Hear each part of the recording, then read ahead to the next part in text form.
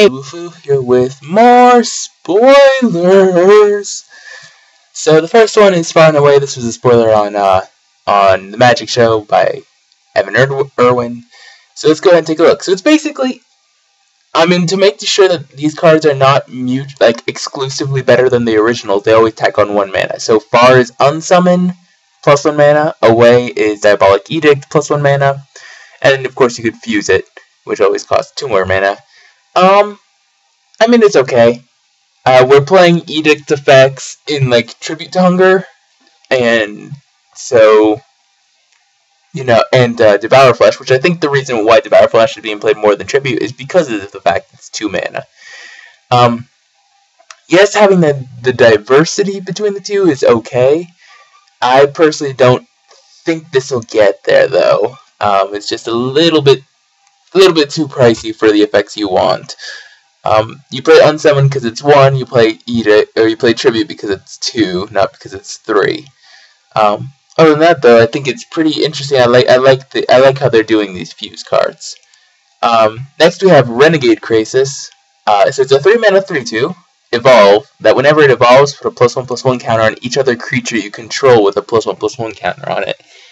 That one's, it's certainly, in limited, it really makes you want to go Simic. I love the art. It's just silly. I think it's adorable, actually. I think it's just really, really cute as it's, eating people, or about to. So, that's sort of a weird thing. But, it's pretty fun for limited. I don't think it's gonna get there in standard just because of, we see Experiment 1, which is a solid one.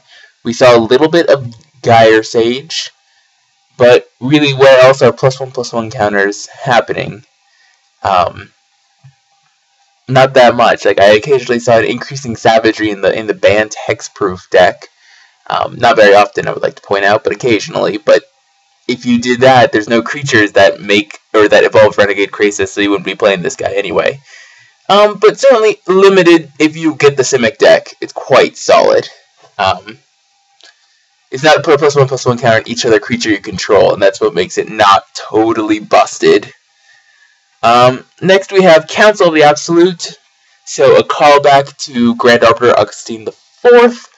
So it's a 4-mana 2/4.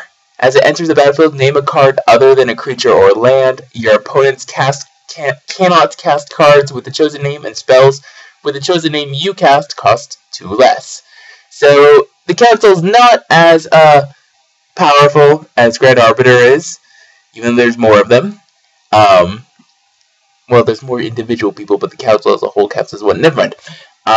But this is certainly, it's mythic, and it's certainly very interesting. I want to see how this does, because this is, perfect for the Sphinx's Revelation control mirrors. Because, well, hey, 2 more life and cards off Sphinx for you, and guess what? Yours can't be cast. So, it's certainly an interesting card. I personally don't see myself playing it at all, and maybe you'll see sideboard play, but that's a big maybe. Next we have Bread for the Hunt. So it's a 3-mana enchantment. Whenever a creature you control with a +1/+1 counter deals combat damage to a player, you may draw a card. Another limited Simic. If you get it, it's quite possibly good if you get the Experiment ones and the Cloudfin Raptors to back it up. Do recall that in Dragon's Maze, it's going to be 1 pack Dragon's Maze, 1 pack Gate Crash, 1 pack Return Replica. So the number of packs in which you get those Cloudfin Raptors, those cheap 1-drops, is not nearly as powerful. Nevertheless, there will be other evolved guys. So I'm torn about this.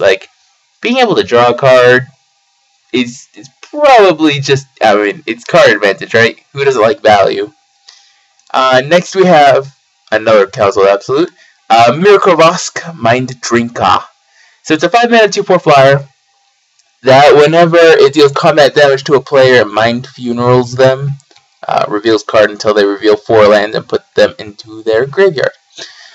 So yeah, not that impressive in my eyes. 5 mana, too much.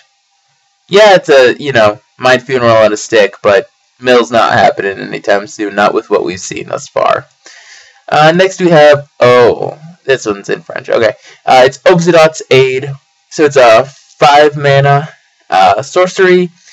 Return to the battlefield return a permanent card from your graveyard to the battlefield. Keeping, return a permanent. So, you know, Planeswalkers, Omniscience, that thing. This could get broken really quick. Be wary. Definitely a fun little cube card. Definitely good in EDH, I think. Standard, I mean, there's rights. And better rights. But Omniscience, and I'm not sure. We have good old Putrefy reprint. Please, please, please reprint Lightning Helix. Please, Wizards. This is going to be a solid removal spell, by the way. Destroy target creature. Removal. Removal good. Good in limited. Kill things. Next we have... Oh, I forgot to read this one in advance. It's like Mortician Skillet? Something like that. It's a 4-mana 4/1 that can't block. And I think it's remove 4 creature cards from your graveyard. Or exile 4 creature cards from your graveyard. Return this creature back to the battlefield. You can only activate this ability when you would use a sorcery. I'm not sure. I'm a little weak on my. I believe this is Portuguese. I'm not a fan of these sort of guys. They come back just for 4 mana, but we'll see. You never know. Next we have Trisonic Summoner. So it's a 7 mana 1/1. Well, what could possibly happen with a 7 mana 1/1? Well, you get a 2/2, a 3/3, and a 4/4.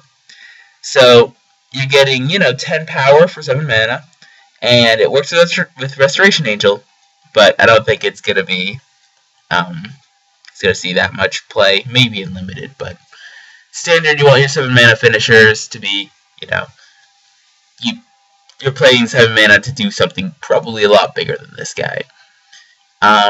Next we have Flesh and Blood, which is 5 mana, so 3 colors, black, green, to exile target creature card from our graveyard, put X +1/+1 counters on target creature. X is the power, target creature exiled. It's a sorcery.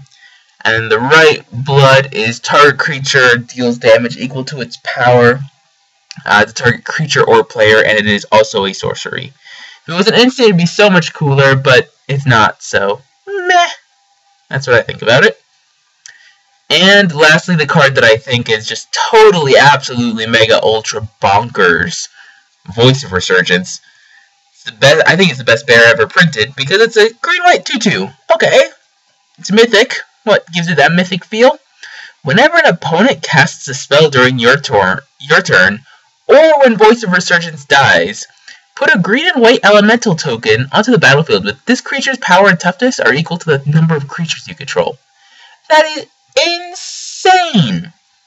So good against control.